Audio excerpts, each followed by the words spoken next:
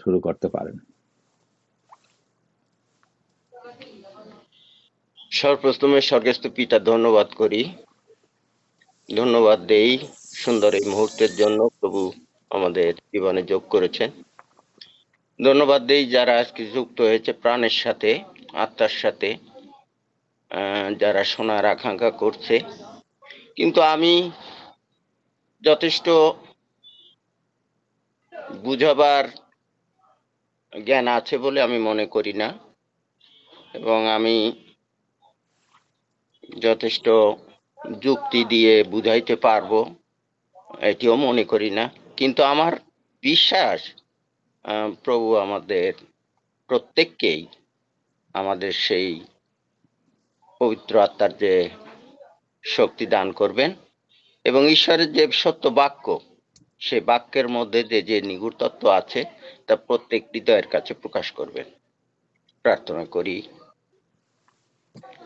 পবিত্রতম স্বর্গের পিতা, তোমার ধন্যবাদ করি, কৃতজ্ঞ চিত্তে ধন্যবাদ দিই এই সুন্দর মুহূর্তের জন্য প্রভু। আমি তোমার অযোগ্য সন্তান হলেও প্রভু গো, মন পরিবর্তনের মধ্য দিয়ে তোমার সন্তান হওয়ার যে অধিকার লাভ করেছি প্রভু গো, বিশ্বাস করি তুমি আমাকে সেই সন্তান হওয়ার অধিকার দিয়েছ। তাই প্রভু গো, তোমার সন্তানদের সম্মুখে তুমি আমাকে এনেছো প্রভু গো, যেন আমি তোমার বাক্য নিয়ে কথা বলি। কিন্তু আমার কতটুকু যোগ্যতা আছে তুমি জানো, তাই সকল যোগ্যতা ঊর্ধ্ব হইতে তুমি দান করো। তুমি কথা বলো, আমরা সকলের হৃদয় দিয়ে শুনি। আমাদের সঙ্গে থাকো, পবিত্র আত্মার পরিচালনা দান করো। ইয়া চাই তোমার পুত্র প্রভু যীশু খ্রিস্টের নামে, আমেন। প্রভুকে ধন্যবাদ দেই। আমি সত্যি আজকে আনন্দিত এই কারণে যে এইভাবে মনের একটা প্রস্তুতি নিয়ে আর কি যে কথা বলা এই সুযোগ পেয়েছি। অনেক সময় হঠাৎ করে কথা বলতে গেলে স্মরণ শক্তি কম, যার কারণে অনেক সময় অনেক কথা বুঝিয়ে বলতে পারি না। আর এতটাও জ্ঞান বুদ্ধি আমার নেই যে আমি ঈশ্বরের বাক্য যে পরিচর্যা যাকে বলে সেই পরিচর্যা আমি করতে পারি। তথাপি প্রভু বিশ্বাস করি আজকে আমাকে সেই পরিচালনা দেবেন। আমার যে বিষয়টা আজকে ছিল ঈশ্বরের রাজ্য এবং স্বর্গরাজ্য বিষয়। আমরা এই যাবৎকালের আলোচনার মধ্য দিয়ে যেটা শিখেছি, আমি যতটুকু বুঝতে পেরেছি সেটি হলো স্বর্গরাজ্য হলো যেখানে স্বয়ং ঈশ্বর বা রাজাধিরাজ সিংহাসন যেখানে স্থাপিত, যেখানে ঈশ্বরের সিংহাসন আছে। এবং স্বর্গরাজ্য হলো ঈশ্বরের রাজার শাসন, নিয়ম বিধান যেখানে লক্ষিত হয়, যেখানে সেগুলি নিয়ম কানুনের নিয়মাবর্তিতার ভিতরে সেই পরিচালনা দেওয়া হয় বা থাকে। স্বর্গরাজ্যের রাজার সংবিধান পালন, অনুশাসন, বাধ্যতায় অনুগত হয়ে পরিচালিত হয়। আর ঈশ্বরের সন্তানগণই সেই বাধ্যতা প্রদর্শন করেন এবং ঈশ্বরের সঙ্গে যুক্ত থেকে ঈশ্বরের সেই শান্তি আনন্দ উপলব্ধি করে।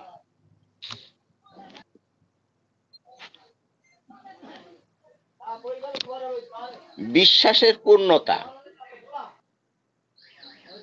ঈশ্বরের সন্তানগণ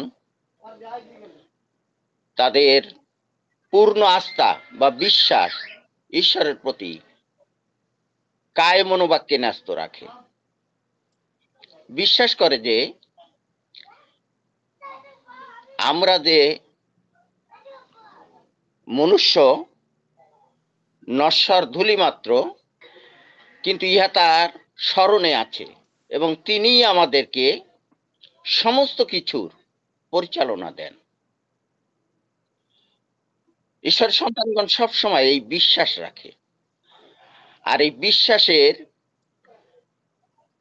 যখন কমতি হয়, ঘাটতি হয়, বা ভুলে যায় বা দূরে চলে যায়, তখন ঈশ্বর তার পাচনির আঘাত করেন, অর্থাৎ পরীক্ষা এনে দেন। আর যখন পরীক্ষা আনেন, সংকট আনেন, কষ্ট আনেন, তখন সহ্য করতে পারেন না, মানুষ সহ্য করতে পারে না। আর ঈশ্বরেরও প্রতিজ্ঞা, মানুষকে ঈশ্বর তার সহ্যের বাইরে কখনোই অতিরিক্ত বোঝা চাপিয়ে দেন না। আমরা সেই রাজতন্ত্রের, যাহা রাজতন্ত্র বলে, রাজার সেই শাসন, রাজার সেই বিধান, রাজার সেই কার্যক্রম রাজতন্ত্র।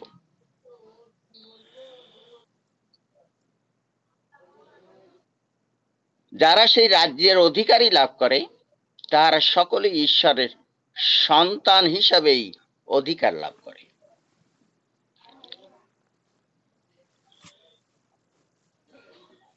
পবিত্র শাস্ত্র বাইবেলে স্বর্গরাজ্যের রাজা সম্পর্কে এবং তার রাজ্যের পরিচয় সম্পর্কে ও রাজ্যের রাজতন্ত্রের আইন কানুন, নিয়ম কানুন, বিধি বিধান সম্পর্কে ধারণা দেয়, এবং ঈশ্বর তার মনোনীত সন্তানগণের সহিত তাহার ইচ্ছা ও সংকল্পের কথা ব্যক্ত করে থাকেন। ঈশ্বরের রাজ্যের রাজার সংবিধান অনুযায়ী যেহেতু পুত্রতা ও সন্তান হওয়ার অধিকার লাভ করে, সে কারণ পুত্র বা সন্তান পিতার নিকট যাহা কিছুই যাচনা করে, তাহাই তাহারা পায়।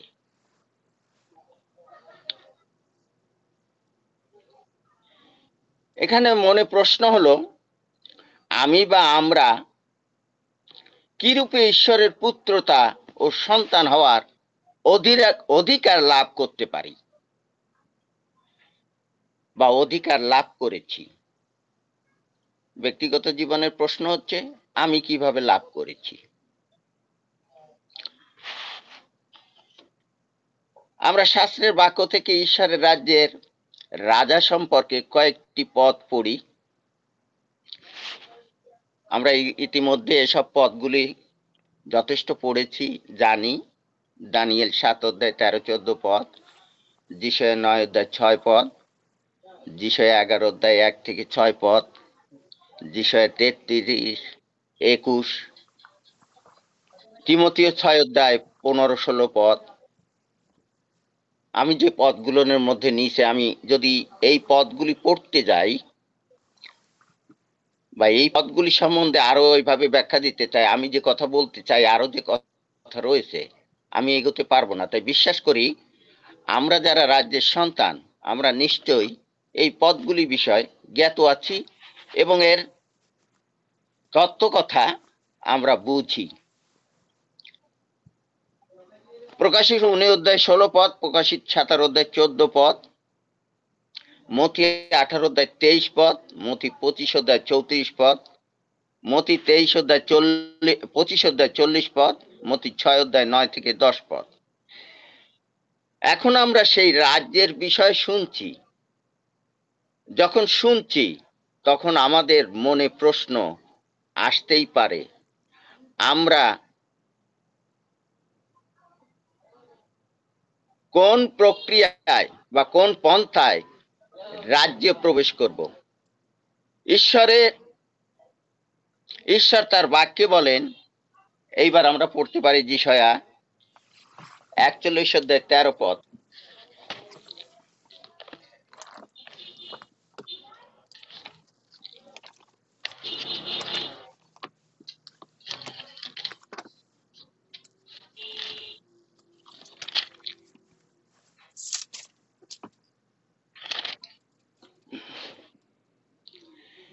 কেননা আমি সদাপ্রভু তোমার ঈশ্বর, তোমার দক্ষিণাস্ত ধারণ করিব, তোমাকে বলিব ভয় করিও না, আমি তোমার সাহায্য করিব। ঈশ্বরের সন্তানদের হাত ঈশ্বর কখনো ছেড়ে দেন না। তিনি কখনো চান না তার সন্তান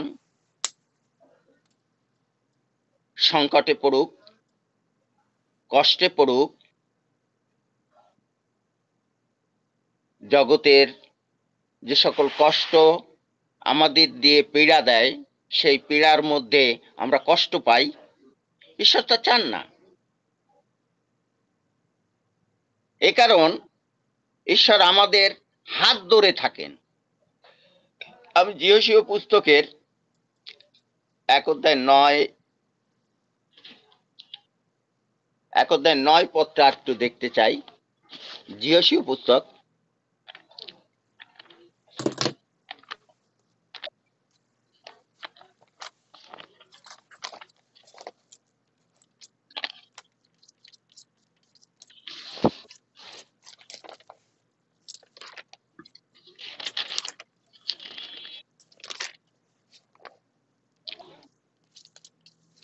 আমি কি তোমার কিনা, তুমি বলবান হও ও সাহস করো, মহাভয়ে ভীত কি নিরাশ হইও না, কেননা তুমি বিভিন্ন স্থানে যাও, সেই স্থানে তোমার ঈশ্বর সদাপ্রভু তোমার সহবর্তী।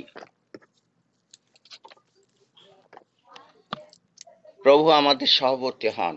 যে কোনো স্থানে যাই, যেখানে আমরা যাব, সেখানেই প্রভু তার প্রতিজ্ঞা রক্ষা করেন। তিনি আমাদের সঙ্গে থাকেন এবং হাত ধরে রাখেন। আমি একটা সাক্ষ্য না দিয়ে পারছি না। গত মঙ্গলবারের একটা নিমন্ত্রণ আমার পাশের গ্রামে, যেখানে ক্যাথলিক মিশন, আর ওখানে ওই স্মরণ সভার আয়োজন। ওই গ্রামের তো বটে, ওই গ্রামের সব থেকে হালদার পরিবার হচ্ছে একটা বড় পরিবার মাছমারা গ্রামের, আর তাদের এক সন্তান এর স্মরণ সভা। ওই পরিবারের এখন যিনি কান্ডারি, মানে ওই বংশের, হালদার বংশের, তাকে আমরা অনেকে হয়তো চিনব, নমিতা হালদার। উনি গত প্রধানমন্ত্রীর একজন প্রেস সচিব ছিলেন, সহকারী ছিলেন। তা ওনার যথেষ্ট অবদান আছে এই গ্রামের প্রতি, আশপাশের গ্রামের প্রতি। তা যেহেতু উনি সেই সভাতে ছিলেন, কাজেই লোকজন অনেক হয়েছিল, প্রায় 300-র মতন লোকদের আয়োজন করা হয়েছে। নারকেলতলা, মাছমারান, বুড়িরডাঙ্গা, চিলা, শালাবুনিয়া সব মিলে প্রায় 300 লোকের আয়োজন। তা ওখানে ওই পরিবার থেকে দুজন আসছিল। তারা এসে আমাকে নিমন্ত্রণ জানালো, বললো যে বাবু, আপনাকে আমরা এই বিষয়ে নিমন্ত্রণ করছি। তার সব থেকে বড় কথা হচ্ছে আপনাকে এই বিষয়গুলি জানালাম, তার মধ্যে আপনি কথা বলবেন, আপনি বাইবেল প্রচার করবেন। তা আমি একটু ইতস্তই ছিলাম, কেননা ক্যাথলিক মণ্ডলী, আমি জানি যে ক্যাথলিক মণ্ডলীর ওখানে কথা বলা খুবই একটা কষ্টসাধ্য ব্যাপার। সেখানে সত্যিকারে তাদের যে বিশ্বাস, তাদের যে মণ্ডলীর যে চিন্তাধারা বা যেভাবে বাইবেল ব্যাখ্যা হয়, সেটা আদৌ অ্যাডভেন্টিস্টদের পক্ষে কথা বললে সেই কথাগুলি অনেক সময় তারা গ্রহণ করতে পারে না। তবুও প্রভুর সাহায্য নিয়ে আমি গেলাম। আবার আমাদের আশেপাশের অনেক প্রচারককে তারা নিমন্ত্রণ করছে। তা আমি গেলে পরে, আমি যখন বসছি গির্জাঘর ভর্তি লোক, তখন করা হয়েছে, আমাকে জানানো হলো যে অমুককে অমুককে আমরা নিমন্ত্রণ করেছি, সেখানে কেউ অন্য কাউকে দেখলাম না বক্তা হিসাবে। তা লাস্ট পর্যন্ত আমি সেখানে শেষে, কিন্তু ওইখানে একটা মজার ব্যাপার কি, ওনা এখানে যে কার্যকারী যিনি সরকার, তিনি চাইছিলেন না যে আমি কথা বলি, কিন্তু যারা আমাকে নিমন্ত্রণ করছে তার একটি দল, প্রায় 5-7 জনের একটি দল, সেখানে ওনার ওই বড় ফাদার এসে মিশা দেবে, তারা ওই ছিল। তখন 5-6 জন উঠে গিয়ে সরকারে বলল, আপনাকে তো জানানো হয়েছে যে কথা বলবে, আপনি তাকে সুযোগ দিচ্ছেন না কেন? তা শেষ পর্যায়ে এসে আমাকে 8 মিনিট সময় দেওয়া হলো কথা বলার জন্য। ব্যবহার করলেন, আমি কথা বললাম, এবং আমি 10 মিনিট কথা টেনে টুনে বলতে পারলাম। কথা বলার শেষে যখন সব মিটিং শেষ হলো, তখন বাইরে বেরোলে ওনাদের ওই ফাদার আমাকে জিজ্ঞেস করলেন, আপনার ঠিকানা কি, আপনি কোথাকার লোক? আমি বললাম, আমার বাড়ি শালাবুনিয়া, কিন্তু আমি এখন নারকেলতলার বাসিন্দা। এরপরে ওই সিস্টারদের 2-3 জন ছিল, তারা বলল, বাবু আপনারা কোনোদিন দেখিনি। আমি বললাম, হ্যাঁ আমাকে দেখেনি, আমার বাড়ি ওইখানে। এই যারাই নিমন্ত্রিত এর অধিকাংশ লোকই প্রায় আমার পরিচিত এবং আমার আত্মীয় স্বজন, প্রায় কাছাকাছি পরিচিত লোক। শালাবুনিয়ার অমুক অমুক যারা এসছে তারা আমার কাছের লোক। তো বললো, হ্যাঁ হ্যাঁ হ্যাঁ, এইবার বুঝতে পারছি, চিনেছি আপনাকে। তা আপনি তো অনেকদিন আপনাকে দেখি না, তাই। যাই হোক, শেষ পর্যন্ত খাওয়া দাওয়ার অনুষ্ঠানে গেলাম। খাওয়া দাওয়ার অনুষ্ঠানেও ওখানে যখন প্রায় 150 লোক মতন বসে গেল, তখন ওই আবার ওই টিমের মধ্যে দিয়ে 3-4 জন যারা প্রতিনিধিত্ব করছিল, পরিচালনা দিচ্ছিল, তারা বললো যে আপনি প্রার্থনা করবেন। সুযোগ পেলাম প্রার্থনা করার। এই যে যিহোশূয় 1:9 পদ পড়লাম, আমার ওইখানে তখন বাড়ি এসে ওই কথা চিন্তা করতেন যে তোমার সঙ্গে সঙ্গে এবং তোমার সহবর্তী থাকবো, তুমি যেখানে যাবে। প্রভুকে ধন্যবাদ দেই, গ্রামের অনেক লোকে কথা শুনতে চায়, কিন্তু আবার অনেকে আটকে রাখে, বাধাগ্রস্ত করে। কিন্তু একটা জনগোষ্ঠী আছে যারা একেবারে নিগৃহীত, সমাজের বঞ্চিত লোকেরা, তাদের কাছে আমি একটা ভালোবাসা পাই। এটা প্রভুর আশীর্বাদ, আর এই জন্য প্রভুকে ধন্যবাদ দেই। এই সাক্ষ্যটা আমি ওই দিনকে সকালবেলা যখন মিটিং হয়, আমি নিমন্ত্রণের বিষয় আগে জানতে পারলাম, যখন দিন মিটিং হয় সকালবেলায়, তখন আমি প্রার্থনা চাবার কিন্তু সুযোগ ছিল না। আলোচনার মধ্যে এইভাবে আমরা এমনভাবে প্রবেশ করেছিলাম যে আমি বিষয়টাকে সামনে আনবো,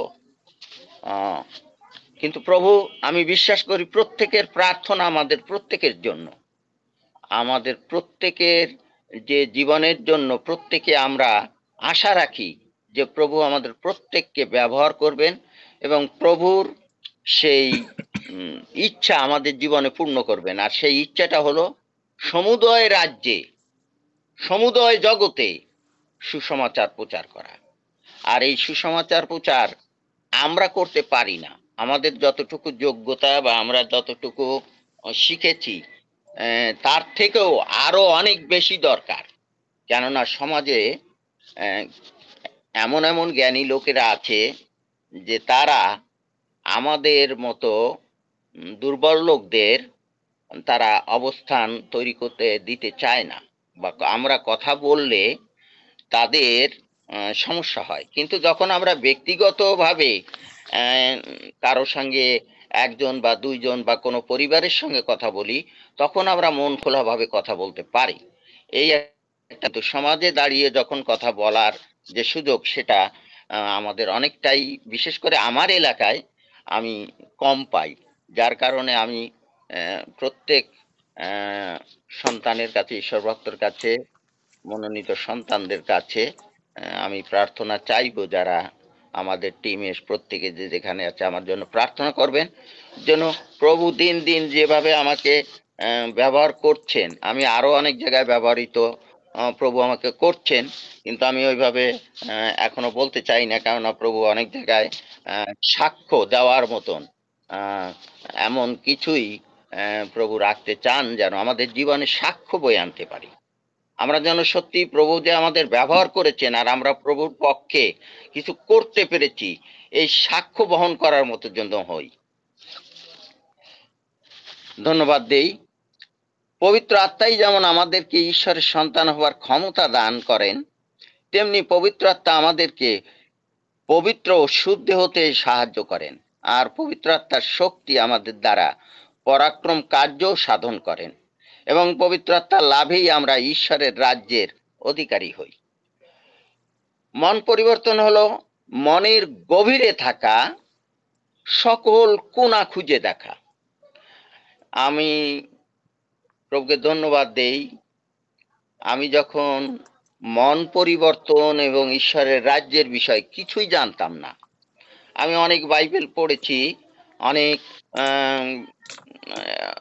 চেষ্টা করেছি প্রভুর বাক্যের সঙ্গে যুক্ত হয়ে তার নিগুড় তত্ত্ব বোঝার জন্য, কিন্তু আমি কোনোদিনই ঈশ্বরের রাজ্যের বিষয় বা মন পরিবর্তনের করে ঈশ্বরের রাজ্যের সন্তান হওয়ার যে অধিকার লাভ করা যায় এটি আমি জানতাম না।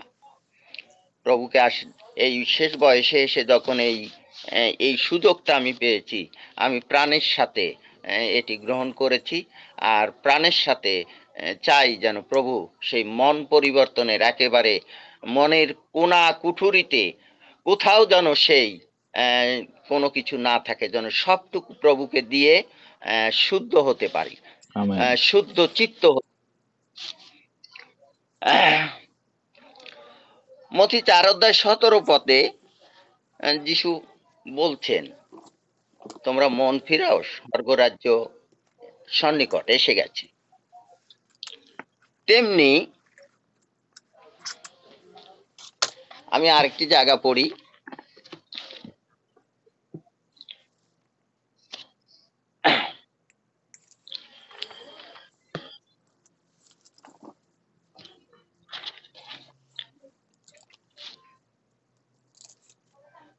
আমি জানি যখন 18 অধ্যায় পড়লে 33 পদ থেকেই পড়তে হয়, কিন্তু আমি পড়বো না, আমি 36 পদ দেখেই পড়ি। তুমি কি করিয়াছ? পিলাত বলতেছে, তুমি কি করিয়াছ? যিশু উত্তর করিলেন, আমার রাজ্য এই জগতের নয়।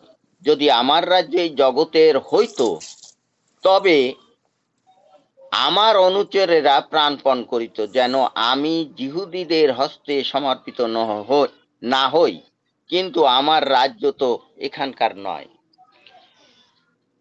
মতি লিখিত সুসমাচারের 4:17 এবং লুক লিখিত সুসমাচারের 1:14-15 যিশু বলছেন স্বর্গরাজ্য সন্নিকট, স্বর্গরাজ্য এসে গেছে। আর এইখানে যিশু আর একটা কথা বলতেছেন যে আমার রাজ্য এখানকার নয়। যে রাজ্য এসে গেছে, আবার এই রাজ্য এখানকার নয়, অর্থাৎ পৃথিবীর রাজ্য নয়, পৃথিবীতে কোনো একটা জায়গা নয়, কোনো একটা স্থান নয়, কোনো একটা দেশ নয়। সেই রাজ্যটা হলো নিগুড় তত্ত্ব, সেই রাজ্যটাই হলো অদৃশ্য, সেই রাজ্যটাই হলো ঈশ্বরের একেবারে। এই যে আমরা সুসমাচার প্রচার করব, ওই রাজ্য অধিকারী না হলে, ওই রাজ্যের সন্তান না হলে, ওই রাজ্যের প্রজা না হলে আমরা সেটি করতে পারি না। আমরা অন্যান্য অনেক প্রচারকের প্রচার শুনি, তারা সুসমাচার প্রচার করে বিভিন্নভাবে এবং বিভিন্ন কায়দায়, বিভিন্ন বিষয়ের মধ্যে দিয়ে তারা প্রচার করে, কিন্তু বিশেষ যে গুরুত্বের বিষয় সেটি হলো মন পরিবর্তন করা যারা আত্মাতে দীনহীন।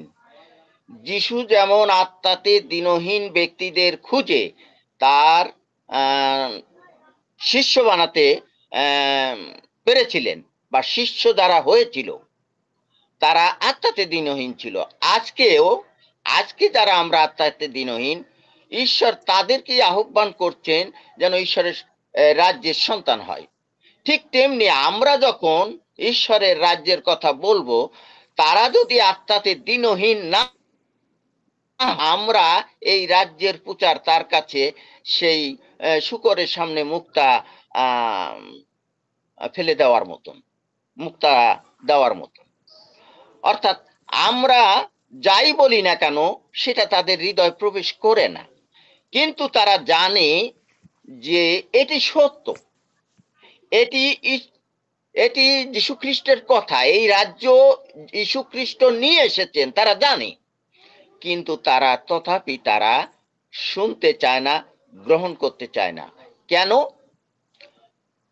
আমরা বিভিন্ন মণ্ডলী আমাদের এমন ভাবে আষ্টে পিষ্টে ধরে রেখেছে, বেঁধে রেখেছে, যে যারা ওই সম্মুখে থাকতে চায়, সকলে মণ্ডলীর কাছাকাছি থাকতে চায়, মানে মণ্ডলীর কর্তৃত্ব, দায়িত্ব বা মণ্ডলীর প্রধান স্থানের জায়গায় যুক্ত থাকতে চায়।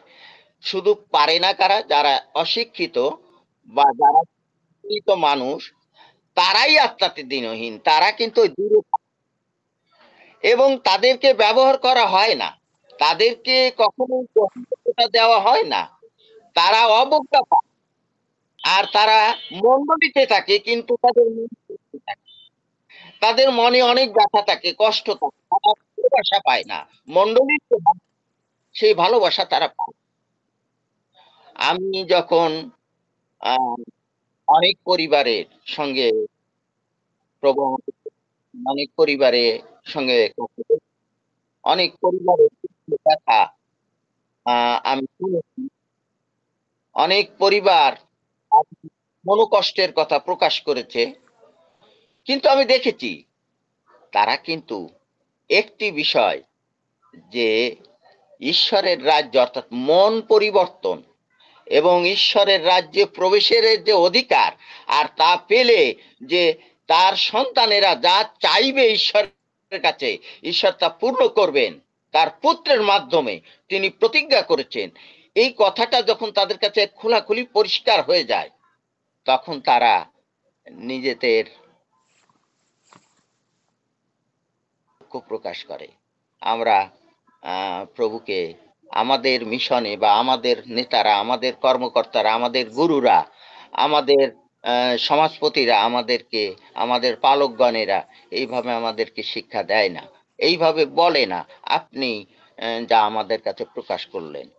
এমনি ভাবে অনেক জায়গায় প্রভু সেই তার মনের কথা শোনা, তাদের ব্যথা শোনা, তাদের দুঃখ ব্যথায় তাদের সেই সাহস যোগানো, তাদের শক্তি যোগানো, তাদের ভিতরে বাক্যের যে আহ, কি বলবো শক্তি, আহ, তাদের জীবনে ঢুকিয়ে দেওয়া, এবং তারা অনেকটাই বুঝতে পারে।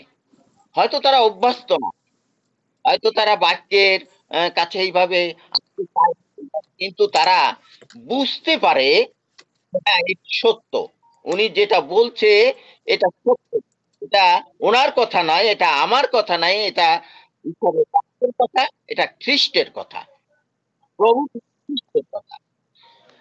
প্রভুকে ধন্যবাদ দেই। এই এই যে নিগূঢ় তত্ত্ব, এই যে হৃদয় গঠনের কথা, এই যে মন পরিবর্তনের করে আমরা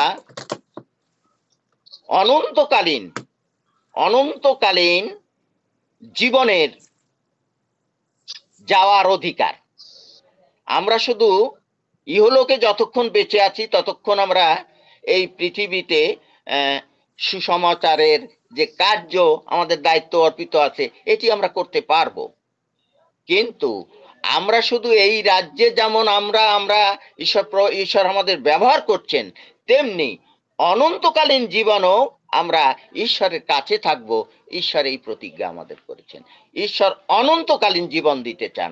আমরা অনেকটা প্রশংসা পাওয়ার, আমি মতি 6 অধ্যায় এই কথা আমার কাছে খুব খুব ভালো লাগে, এই জিনিসটা আমি মনে করি সব সময়, যে নিজেকে ওই ধার্মিক দেখাবার জন্য ধর্মকর্ম কোনো প্রয়োজন নেই। এটি আমার জীবনে অনেক আগে থেকেই আমি এটা নিয়ে চলে আসি, যার জন্য লোককে দেখাবার জন্য বা নিজেকে ধার্মিক প্রতিষ্ঠা করার জন্য বা ধার্মিক, আমি ধার্মিক এই কথা বুঝাবার জন্য যে চেষ্টা, মানুষের প্রচেষ্টা, এটা আমি মনে করি আমার কাছে একেবারে তুচ্ছ ব্যাপার, বা এটা আমার কাছে খুব একটা কখনোই গ্রহণযোগ্য না। কেননা আমার প্রার্থনা, যদিও আমি ঈশ্বরের সন্তান হওয়ার অধিকার লাভ করেছি, তবু আমি বলবো যে আমি পাপী, আমি সেই ধূলি, আমি সেই ঈশ্বরের অবাধ্য সন্তান, যে প্রভু আমাকে আমার পাপ সকল ক্ষমা করেছেন, আমার পাপ ক্ষমা করতে চাইছেন। তা না হলে যিশয় ভাববাদীর ওই কথা যে ধার্মিক কেহ নাই, একজনও নাই, বুঝে এমন কেহ নাই, ঈশ্বরের অন্বেষণ করে এমন কেহ নাই। আমরা যা কিছু অনেকটা করি, যাই কিছু করি, নিয়মাবর্তিতা করতে হবে তাই করি, এটা যেন অন্তর দিয়ে না। তিনি যিশু এই জন্য একটা কথা বলছেন, যখন কেউ অন্তর দিয়ে কাজ করে, অন্তর দিয়ে বোঝে, তখন তার দায়িত্ব, কর্তব্য, তার অবস্থান থেকে, যে যে অবস্থানে আছে তার দায়িত্ব, কর্তব্য, সে সব বিষয়ে সে ওয়াকিবহল, সে সচেতন, সে জানে তার কি করা উচিত, কোন মানুষের প্রতি তার কি করা উচিত, কোন মানুষ তার কাছে কি আবেদন নিয়ে এসেছে, এবং কোন মানুষের দুঃখ ব্যথা কেমন ভাবে তার কাছে প্রকাশ হলো, এগুলি সে বুঝতে পারে। আর তার যতটা সাধ্য, সেই সাধ্য অনুযায়ী সে তা করবে, এবং ঈশ্বরের সন্তানগণেরা তাই করে। ঈশ্বরের সন্তানগণের প্রতি দায়িত্ব তাই বর্তায়। আর এভাবেই জগৎ জয় করা হয়। ফরিসীরা, সদ্দুকীরা, ধর্মগুরুরা ধর্মকর্ম পালন করত, কিন্তু তাদেরকে যীশু খ্রিস্ট শিক্ষা দেওয়ার জন্য বলছে, তোমরা না জানো ঈশ্বরের রাজ্য, না জানো ঈশ্বরের রাজ্যের পরাক্রম। অর্থাৎ যে ঈশ্বরের সন্তান, তার মধ্যে দিয়ে সে শুধু সন্তান হবে না, তার মধ্যে দিয়ে ঈশ্বর পরাক্রম কার্য সাধন করতে চান। আমি নিজে পরিচিত হবার দরকার নেই, যখন আমার মধ্যে দিয়েই প্রভু পরাক্রম কার্য সাধন করবে, তখন জগৎ জানবে তার কাছে কি আছে, আমার কাছে কি আছে, আপনার কাছে কি আছে, ঈশ্বরের সন্তানগণের কাছে কি আছে। আমরা যতক্ষণ জীবিতদের দেশে আছি, বিশ্বাস করি আমরা যারা রাজ্যের সন্তান হওয়ার অধিকার লাভ করেছি, প্রভু আমাদের পরাক্রম কার্য সাধন করা শক্তি প্রদান করবেন, শুধু সুসমাচার প্রচারই নয়। প্রভুকে ধন্যবাদ দেই যে আমরা এই গভীর তথ্য আমাদের কাছে প্রকাশ হয়েছে, আমাদের জীবনের কাছে প্রকাশ হয়েছে। আমরা হয়তো অনেক সময় আমরা সেই সঠিকভাবে সব কথা গুছিয়ে এক জায়গায় এনে বলতে পারি না, কিন্তু ঈশ্বর যেখানে তার কার্য সাধন করতে চান, ঈশ্বরগণের সন্তান সেখানে সেই কার্য তার মধ্যে দিয়ে সাধিত হবে, এবং তিনি তা সাধন করবেন, এবং প্রভু তাকে সেই কার্যে ব্যবহার করবেন, আমার বিশ্বাস। আমি প্রেরিত পৌলের একটা বিষয়ের মধ্যে ঢুকতে চাই এই কারণে যে আমরা তার জীবনের মধ্যে দিয়ে তিনিও কিন্তু এই সুসমাচার প্রচার করছেন। সমস্ত ভাবগবদ্গী গ্রন্থের অনেক নিগূঢ় তত্ত্ব তিনি প্রকাশ করেছেন। মণ্ডলীর কাছে তিনি কিভাবে ত্যাগ স্বীকার করেছেন, সেখানে যেতে, তাদেরকে জানাতে। আমাদের জীবনেও আমরা মনে না করি যে আমাদের জীবনে শুধু একেবারে সুখ ভোগ করব, আমাদের জীবনে কষ্ট আসবে না, আমাদের জীবনে কোনো দুঃখ বেদনা আসবে না, আমরা কোনো সমস্যার সম্মুখীন হব না, এমনটা না। আমার জীবনে আমি কিছুদিন আগেই যে সমস্যাটা উপলব্ধি করেছি, যে যার ভিতর যে শঙ্কার ভিতর দিয়ে আমি গেছি, আমি সবাইকে বলতে পারিনি, কিন্তু বিষয়টা ছিল অনেক কষ্টের।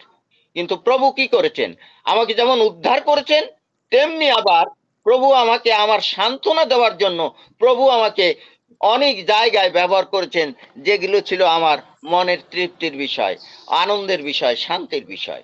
প্রভুকে ধন্যবাদ দেই।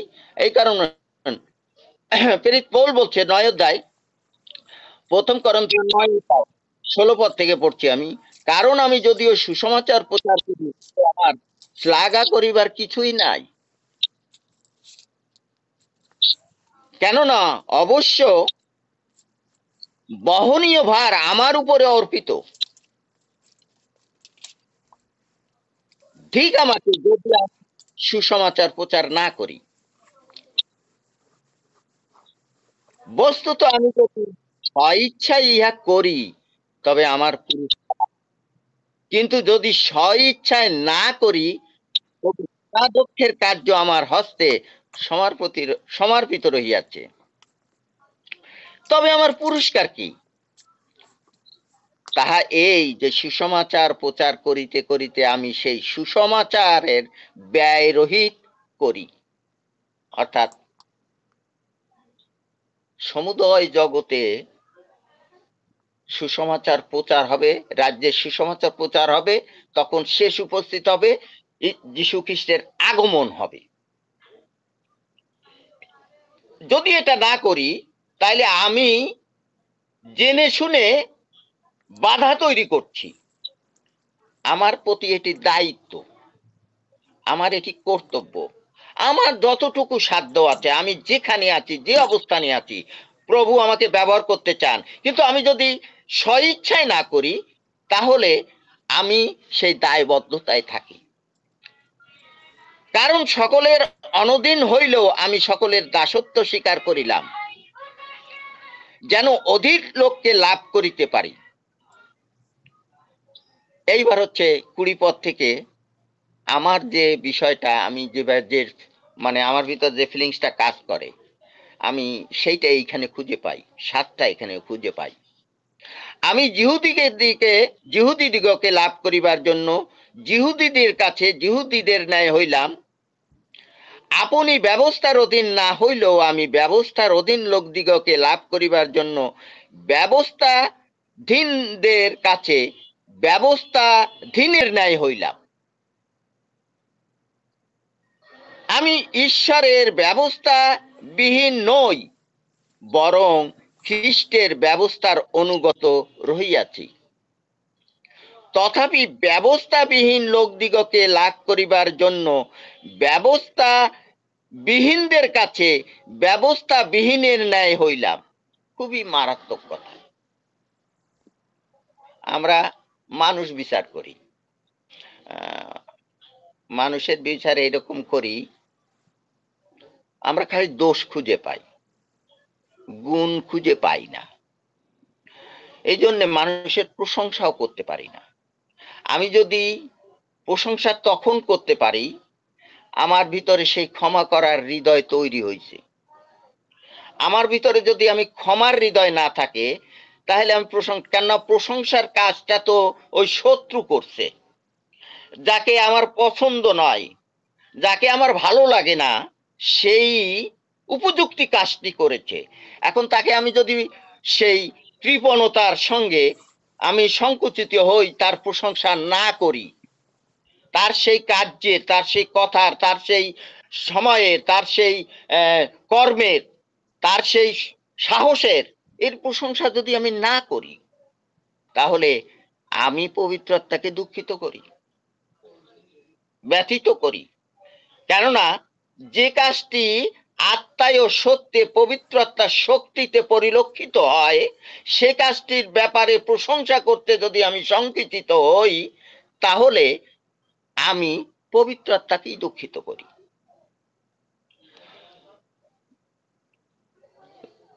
22 পদে দুর্বল দিগকে লাভ করিবার জন্য আমি দুর্বলদের কাছে দুর্বল হইলাম। সর্বদা কতকগুলি লোককে পরিত্রাণ করিবার জন্য আমি সর্বজনের কাছে সর্ববিধ হইলাম। আমি সকলই সুসমাচারের জন্য করি, যেন তাহারই সহভাগী হই। সবার আমাদের প্রত্যেকের অবস্থান এক জায়গায় না, প্রত্যেকের সামর্থ্য এক না, প্রত্যেকের শারীরিক সক্ষমতাও এক না, প্রত্যেকের পারিপার্শ্বিক যে সমাজ বা পারিপার্শ্বিক যে প্রকৃতির যে গঠন, সব সব জায়গায় একরকম না। এক একজন এক এক জায়গায় আমরা আমাদেরকে প্রভু আজকে মনোনীত করেছে। আর যে যেখানে আছি সেখানেই প্রভু চাইছেন তার মধ্যে দিয়ে ঈশ্বরের রাজ্য প্রচার, মনোনীতদের খুঁজে বের করা, আর তাতে দিনহীন লোকদের কাছে সুসমাচার পৌঁছে দেওয়া, এবং আমাদের জীবন দ্বারা তাদের জীবনে পরাক্রম কার্য সাধন করে তাদেরকে জয় করা। এই গুরুত্বপূর্ণ কাজ ঈশ্বরের সন্তানদের প্রতি বর্তায়। আমরা কতটুক কে কিভাবে হতে পেরেছি, কে কতটুক হতে পারবো আমি জানি না, তবে প্রভু চান আমাদের এই প্রত্যেকের মধ্যে দিয়ে। আমি জানি না এই 2025 সালে 24 সালে 25 সালে এসে ঈশ্বরের রাজ্য অনেক জায়গায় প্রচারিত হচ্ছে, অনেকেই কায়দায় কায়দায় করছে বা বিভিন্ন ভাবে হচ্ছে, কিন্তু অনেকেই আছে এটিকে এড়িয়ে তাদের মতো তাদের মানে স্বার্থ সিদ্ধির জন্য, তাদের চিন্তাধারাকে ফলপ্রসূ করার জন্য, তাদের অবস্থান টিকিয়ে রাখার জন্য তারা এটিকে গ্রহণ করতে চায় না, এটিকে তারা এগিয়ে দিতে চায় না, তারা সুযোগ করে দিতে চায় না, বরং তারা বাধাগ্রস্ত করে এবং তারা শক্তি প্রদান করে, তারা কূটকৌশল করে যেন এই ঈশ্বরের রাজ্য প্রচারিত না হয়। কেননা আমরা শুনেছি আমাদের আলোচনার মধ্য দিয়ে যে শয়তান এই ঈশ্বরের রাজ্যর যাতে প্রবেশ করতে না পারে লোকে, যাতে সেই দিনহীন লোকেরা যারা ঢুকতে চায়, প্রবেশ করতে চায়, তাদেরকে তো বাধাপ্রাপ্ত করছে, যা বাক্যের মধ্যেই আছে। কিন্তু যারা বাধাপ্রাপ্ত করছে তারা কূটকৌশলে করছে, তাদের নিজেদের স্বার্থ সিদ্ধি করার জন্য। তাই প্রভু যেন সেই সব দুষ্ট মনোলোককে প্রতিহত করেন এবং ঈশ্বরের রাজ্য প্রচারে সাহায্য করেন আমাদের প্রত্যেককে। এর জন্য আমাদের দরকার প্রত্যেকে পবিত্র আত্মার পূর্ণ শক্তি সাধন, এবং যেন আমরা পূর্ণ শক্তিতে, কেননা আমরা আমরা যখন কথা বলবো একটি মানুষ জয় করব, একটি হৃদয় জয় করব, এবং সেই হৃদয় জয়ের মধ্যে দিয়ে সে সারা গ্রামে গিয়ে বলবে, সারা শহরে গিয়ে বলবে, সারা নগরে গিয়ে বলবে, সারা পরিবারের কাছে সে ঘোষণা করে বলবে, আমি ঈশ্বরের রাজ্যের সন্ধান পেয়েছি, আর আমি সেই রাজ্যের সন্তান হব, তোমরাও সন্তান হও। এই কথা সে ঘোষণা করে বলবে। প্রভু আমাদের জীবনে এমনি ভাবে কাজ করতে চান। তাই আমি জানি না আমি কতটুকু প্রস্তুত হতে পেরেছি। আমি চাই আমার পরিপক্কতা আরো দরকার, আমার সিদ্ধতা আরো দরকার, আমার শুদ্ধতা আরো দরকার, যেন আমার জীবনে বা আমাদের জীবনে প্রভু পরাক্রম কার্য সাধন করেন। এক কথায় মন পরিবর্তন হলো একজন মানুষের ঈশ্বরের বাক্য গ্রহণ করে একটি পরিবর্তিত জীবনে ফিরে আসা, পুরাতন সকল কিছুকে পিছনে ফেলে দেওয়া, একেবারে জীবন থেকে মুছে ফেলা, আর কোনোদিন স্মরণে না আনা। তাহলে ঈশ্বর আমার সকল পাপ ক্ষমা করবেন আর কখনো স্মরণে আনবেন না। মোট কথা, আমার পুরাতন অন্যায়ের সকল চরিত্রের পরিবর্তন হলো। আমাদের চরিত্রের অনেক ত্রুটি থাকতে পারে, আমরা সেই ত্রুটি খুঁজে পবিত্র হই, খাঁটি হই, নির্মল হই। বিশ্বাস করি প্রভু তার রাজ্যের ব্যাপারে এবং তার সেই রাজ্য আহ, ফিরিয়ে আনার জন্য, তার রাজ্যের সন্তানগণকে তার রাজ্যে প্রবেশ করানোর জন্য আমাদেরকে অবশ্যই সেই কার্য সাধনে শক্তি যোগাবেন। আমাদের প্রত্যেকের সঙ্গে ঈশ্বর সেই যেমন বাক্যের মধ্য দিয়ে, তেমন পবিত্র আত্মার শক্তি দ্বারা, দূতগণ দ্বারা আমরা রক্ষিত হব, আমি বিশ্বাস করি। কেননা আমাদের আমরা যতটাই ঈশ্বরের কাছে থাকব, ঈশ্বরও আমাদের কাছাকাছি থেকে আমাদের সুরক্ষার প্রাচীর করে তুলবেন। আমরা আমরা কোথায় আছি, আমরা আমরা বলতে পারি, আমি আমি জানি, আমি তো আমার এখানে আমি বলবো একটা বিশাল জনগোষ্ঠী, বিভিন্ন জায়গার লোক, একেবারে ঘনবসতি, ঘিন ঘিন করে মানুষ, কিন্তু প্রত্যেকটা মানুষ ঈশ্বরকে জানে না, ঈশ্বরবিহীন মানুষ। কি অন্যান্য ধর্মে বিজাতীয়রা, কি আমার স্বজাতীয়রা, প্রত্যেকে, কিন্তু তার মধ্যে কি ঈশ্বরের সেই আত্মাতে দিনহীন লোক নেই? অবশ্যই আছে। আর যারা আছে তারা কিন্তু মনে প্রাণে খুঁজে বেড়াচ্ছে কার কাছ থেকে আসল কথা শুনবে, কার কাছ থেকে ঈশ্বরের সত্যের নিগূঢ় তত্ত্ব বুঝতে পারবে। তারা মনে প্রাণে খোঁজে, এবং তারা তারা সময় ব্যয় করে, তারা কাজ, নিজের জীবনের সমস্ত কিছুকে ফেলে দিয়ে তারা ছুটে আসবে শুনতে। আমি যাব, সেইখানে শুনবো, কেননা তার কাছে কি আছে? কথা আছে, যুক্তি আছে, ঈশ্বরের বাক্যের নিগূঢ় তত্ত্ব আছে। এমনি ভাবে আমাদের কাছে ছুটে আসবে। আমি বিশ্বাস করি আমাদেরকে এইভাবে বলার জন্য বলা না। আমি অনেক আহ, অনেক পথ দিয়ে, অনেক জীবনের আহ, অনেক গল্প দিয়ে শিক্ষা দিতে পারি, কিন্তু জীবন দিয়ে, আমার ব্যক্তিগত জীবন দিয়ে যদি আমি প্রচার করতে না পারি, আর মানুষ যদি আমার ব্যক্তিগত জীবনের সেই চারিত্রিক প্রচার যদি আমাকে না উপস্থাপন করতে পারি মানুষের কাছে, আমাকে, আমার কথা শুনবে না, আমার কথা তারা বুঝতে চাইবে না, আমার কাছে আসবে না, বরং আমাকে অবজ্ঞা করবে। হ্যাঁ, জগতের যারা ক্ষমতাবান তারা আমাকে অবজ্ঞা করতে পারে, কিন্তু যারা আত্মাতে দিনহীন তারা আগ্রহ ভরে ছুটে আসবে, এবং তাদেরকে জয় করবার জন্য আমাকেও কষ্ট করতে হবে, পরিশ্রম করতে হবে, যেন তাদেরকে আমি জয় করতে পারি। এই হচ্ছে আমার কাজ, এই হচ্ছে আমার দায়িত্ব। আমি যেন এটা বুঝি। আমি যখন মন পরিবর্তন করেছি, আমি যখন ঈশ্বরের রাজ্যের সন্তান হওয়ার অধিকার লাভ করেছি, তখন আমার প্রতি যে দায়িত্ব কর্তব্য, এই দায়িত্ব কর্তব্য আমরা শুধু বুঝি যে যারা পালক পুরোহিত তাদের দায়িত্ব, কেননা তারা বেতন খায়, তারা বেতন পায়।